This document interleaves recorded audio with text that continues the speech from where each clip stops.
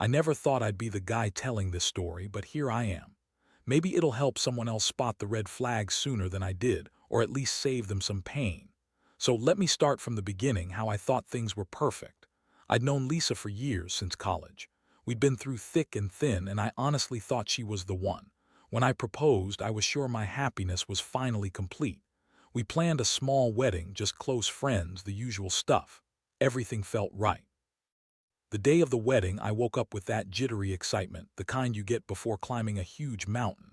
The sun was shining through the window, birds chirping outside, everything seemed perfect. Lisa looked stunning, like she belonged on a magazine cover. I couldn't wait to start this new chapter with her. We said our vows, exchanged rings, and the reception was lively. No one suspected a thing. After the wedding, we decided to pack for the honeymoon at her place. I helped her gather her clothes, packing my own bag, feeling pretty damn good about life. I was tired but happy. As she was sorting out her things in the bedroom, I instinctively started checking her phone, just a quick peek because I had this strange feeling lately. Nothing serious, just a habit I hadn't broken. That's when I saw the messages. They weren't hidden, not even locked. I froze. My stomach dropped to the floor. There it was, texts between Lisa and Mark, my best man. I read the words over her shoulder, feeling like I'd been punched in the gut. They weren't just friendly, casual exchanges. They were flirtatious, leaning towards something more. "Can't wait to see you tonight," one message said. The reply, "Me neither, I've wanted this for a while." I stared at the screen, my heartbeat pounding in my ears. My palms got sweaty and I wanted to scream. How could she do this, right before our wedding? My mind swirled with confusion, anger, betrayal. I felt like I was drowning in a thick fog of disbelief. I couldn't say anything then. I just quietly backed out of the room and sat down on the couch, trying to process what I'd just seen. I didn't confront her that moment. I needed to breathe first, but I knew I wouldn't be able to ignore it. That night I stayed awake, replaying the messages, feeling the heat rise in my chest. I clenched my fists so tight my nails pressed into my palms. It was like having a hot poker stuck in my gut. How long had this been going on? Did she plan to tell me? Or was this some sick surprise? The next morning I knew I had to get to the bottom of this. The evidence was right there, plain as day, and I wasn't going to let her get away with it. But I also felt a strange mix of heartbreak and rage. I couldn't believe I'd been blind to the signs, or maybe I just ignored them because I wanted the fairy tale. I spent the rest of the morning pacing around the apartment, trying to hold myself together. My head was pounding. I kept thinking about the possible reasons, the lies I'd been told, the trust I'd given her blindly. And deep down, I knew this was just the beginning. There was no way I was going to let her walk away from this without consequences. That's when I started plotting my revenge, cold, calculated, and precise. But I'll tell you that part in a bit. Right now, I'm just wondering, how did I miss those signs? Was I so blinded by love that I refused to see the truth? Or was I just too damn trusting? Either way, the pain hits differently when betrayal comes from the person you thought was your everything. And that's the moment I realized I would never look at her the same way again. The afternoon was a blur. I sat on the edge of the bed, staring at her wardrobe, feeling the weight of what I'd seen. My mind kept replaying the messages, each word burning into my skull. I tried to focus, to think logically, but everything was spinning. My hands trembled as I gripped my phone, debating whether to confront her then and there or hold back. I knew deep down that I needed to be smart about this. She'd just gone out to grab some groceries, humming softly, completely unaware of the chaos inside me. I was simmering with a cocktail of rage, heartbreak, and a desperate need for justice. I couldn't believe she'd betray me like this, not just once but so blatantly. That moment I realized I had to plan carefully to get revenge that would hit her where it hurt. I started by digging through her social media, looking for anything that might expose more of her lies. Nothing obvious. I needed something more concrete. That's when I remembered her phone had a hidden folder, one she always kept secret. I'd never bothered to explore it before, but I was past caring about her privacy now. With trembling fingers, I unlocked it. Inside, I found more messages, photos, flirtatious remarks, plans for secret meetups. It was a goldmine. I downloaded everything, knowing I'd need proof. The sight of those messages, the intimacy they shared, made me feel sick. I clenched my jaw so tight I thought my teeth might crack. I spent the next few hours constructing a plan. I wanted her to see the full extent of what I'd uncovered. I decided I'd confront her in a way that would leave her no room to deny or justify. No screaming matches, no accusations yelled in the heat of the moment. Just cold, undeniable evidence and a plan for her to face the fallout. That evening, I set my trap. I left her a note saying I had to meet a friend, then I went to my place. I called Mark, my best man, first thing. I told him everything, how I found the messages, the photos, the secret conversations. He was just as stunned, maybe even more angry. "This son of a bitch," he muttered. "I'll be there in 10. We're going to make sure she regrets this." While I waited, I prepared my next move. I knew I had to make her see she'd crossed the line. I wasn't just angry, I was determined. This was about dignity, about reclaiming what she'd so shamelessly thrown away. When Mark arrived, we hammered out the details.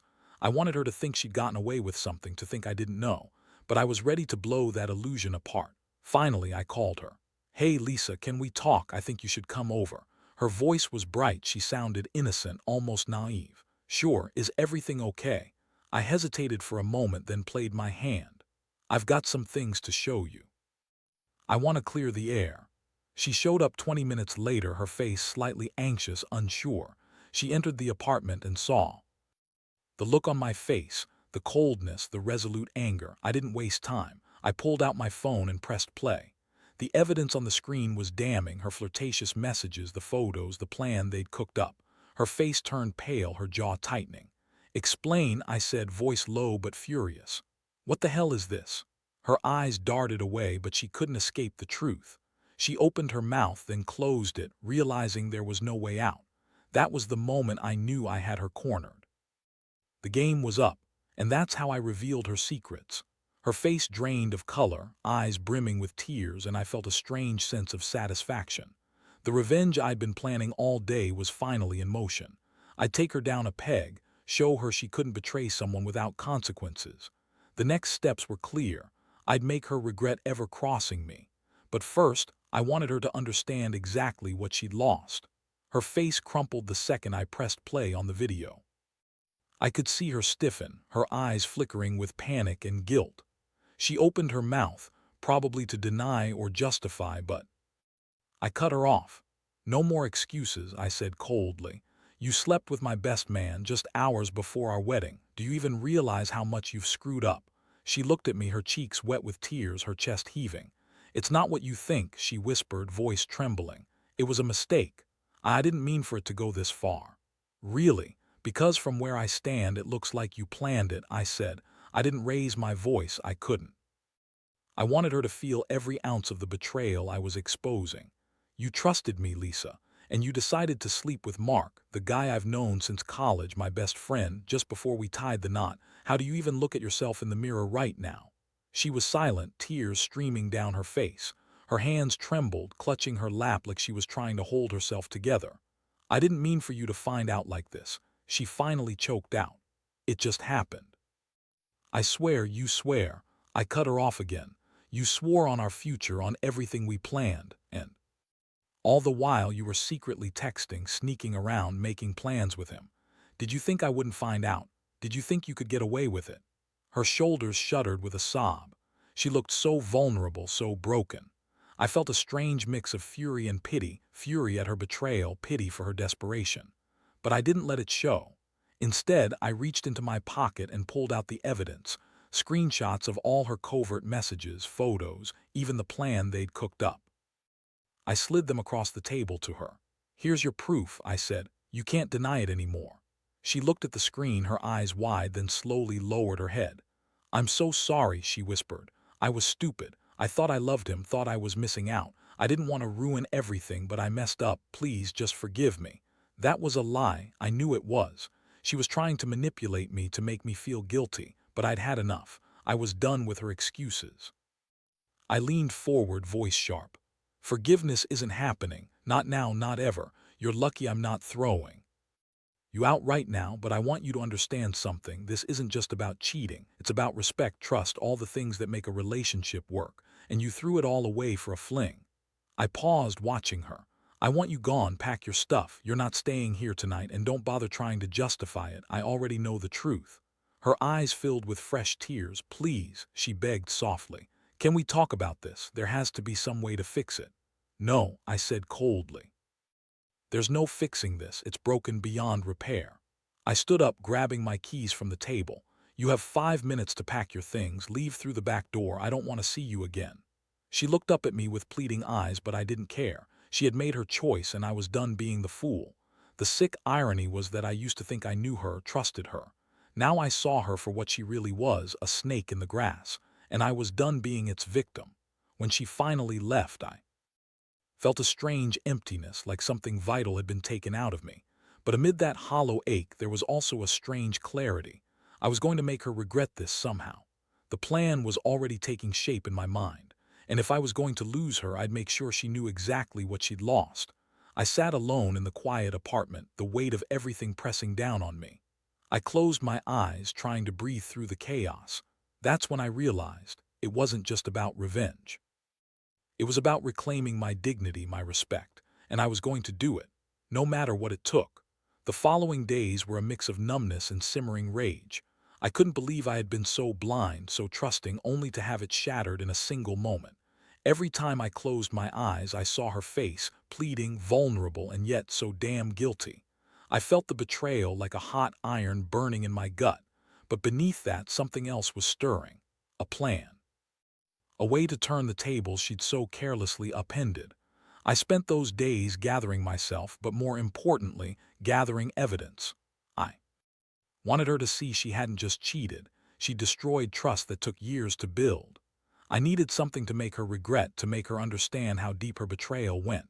Every message, every photo, every lie she'd told, all of it would come back to her in full force.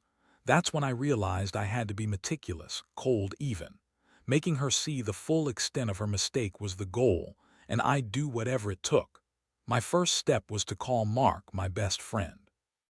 I needed him on my side, not just for support, but for the bigger picture. Look, I told him, voice tight with suppressed anger, she's not just a cheater, she's a liar, a manipulator. I want her to understand that I know everything, every message, every plan, it's all coming out.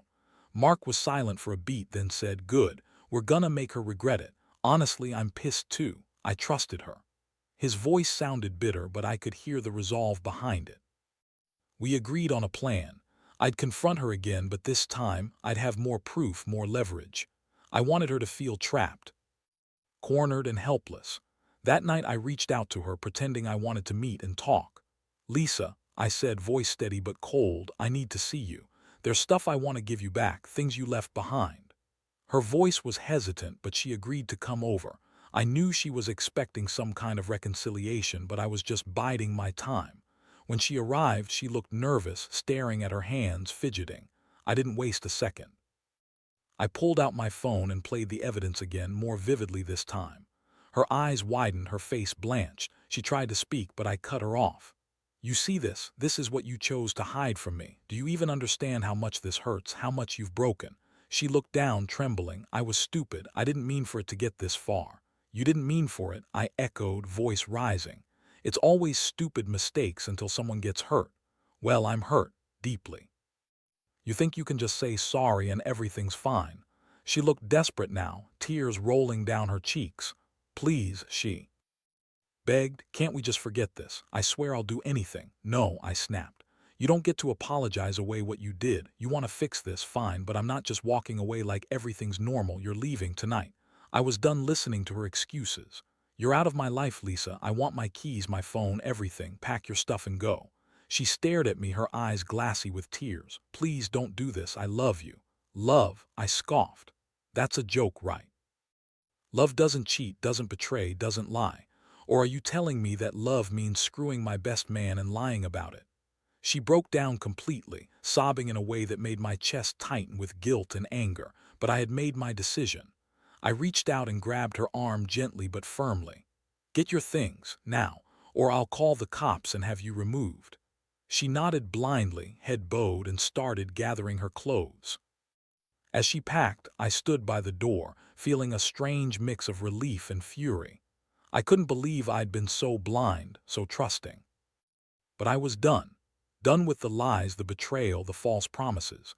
When she finally left, I watched her walk out with her suitcase. As soon as she disappeared from sight, I felt the first flicker of something I hadn't felt in a long time: vindication. It wasn't just about revenge anymore. It was about reclaiming my sense of worth, my dignity.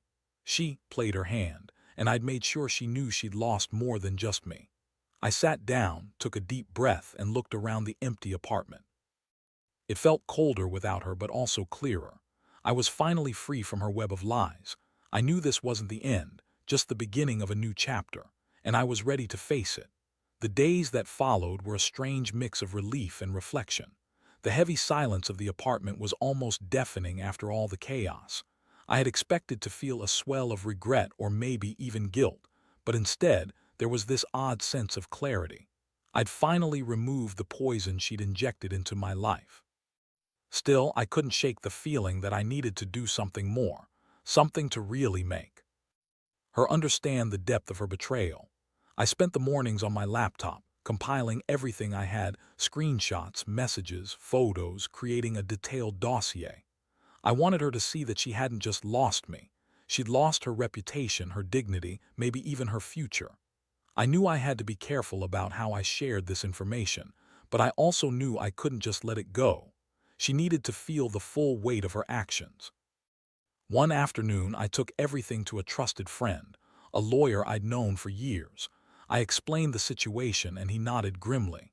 "You're within your rights to expose this," he said. "But be cautious. If you're going to do something public, make sure it's justified and protected. You don't want to give her ammunition to fight back." That was the moment I decided I'd reveal everything in a way that made her regret her choices publicly, but with legal backing. I didn't want some petty revenge. I wanted her to understand she'd crossed a line that could never truly be repaired. By the end of the week, I had a plan. I'd draft a letter explaining everything she'd done and send it to her family, her friends, and even some of her colleagues. Then I'd post the proof online anonymously, of course. It would be a slow burn, but the impact would be devastating. The truth had to come out. Meanwhile, I kept my distance from her friends. I knew some would be loyal to her, but I also knew others wouldn't be. I wanted to make sure my story was credible, that it wouldn't be dismissed as mere spite. I needed to be precise, factual, and unemotional, yet undeniable. One evening, I sat on my porch staring at the setting sun. My skin still tingled from the adrenaline of everything that had happened. My stomach was tight, nerves fluttering. I knew I was about to shake her world, but I also felt a strange sense of empowerment. For the first time in a long time, I felt like I was taking control of my life again. That's when my phone buzzed. It was a message from her. I hesitated before opening it. My heart raced. Was she trying to reach out? Was she remorseful, or was she just desperate? I finally tapped the screen. "Please," the message read. "Can we talk? I'm sorry, I really am." I looked away, breathing out slowly. I didn't want to deal with her anymore. She made her choice. I'd made mine. No more talking, no more explanations. I was done with her lies. I had already started the next phase: public exposure, the ultimate revenge. And honestly, it felt good. It was the kind of justice no one can ignore.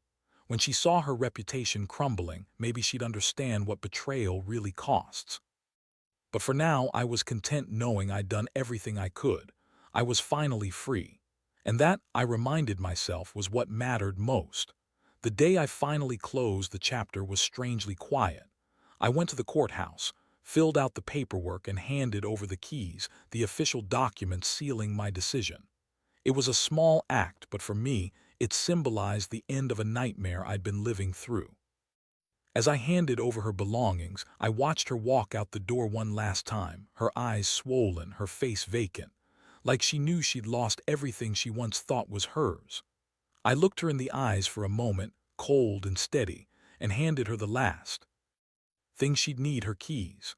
"Take these," I said, "and don't come back." She didn't reply, just took them, turned, and left without a word. The sound of her footsteps fading down the hall was the final punctuation in a story that had spun out of control. Once she was gone, I shut the door gently behind her and leaned against it. I let out a long breath I hadn't realized I'd been holding. My hands were still trembling a little, but I felt a strange sense of relief, like I'd finally taken back my power. The betrayal had cut deep, but I had turned that pain into something else, something sharper, more decisive. I'd taken control, and I refused to let her define me anymore. Later that evening, I sat alone in my apartment, the silence now a comfort rather than a void. I looked around at the empty space where she used to be, feeling it finally settle into its new shape. My mind went over everything: the betrayal, the confrontation, the planning, the fallout. I realized I'd grown stronger with each step, each decision. I took out my phone and drafted a final message, one I wouldn't send but needed to write for myself. It was a goodbye, a closure. I reminded myself that I'd trusted her once and that was my mistake. But now I was learning to trust again, this time in myself. Looking back, I understood that revenge wasn't just about punishing her. It was about reclaiming my dignity and moving forward. That night, I finally let go of the anger I'd carried. It was time to rebuild, to start fresh. The pain would fade, but the lessons would stay with me. And as I turned off the light and prepared to sleep, I knew this story wasn't just about betrayal or revenge. It was about resilience, about finding the strength to walk away from the darkness and into something new. I closed my eyes, feeling a weight lift off my shoulders, and finally I felt free.